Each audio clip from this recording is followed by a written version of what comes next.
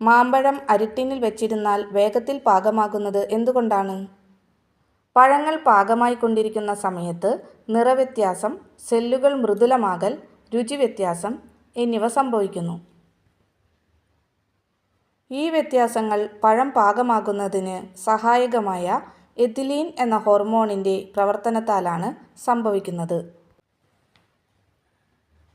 മാമ്പഴം പോലെ മാംസളമായ പഴങ്ങളിൽ പാകമാകലിന് കുറച്ച് മുൻപ് തന്നെ എഥിലീൻ ഉണ്ടായിരിക്കും.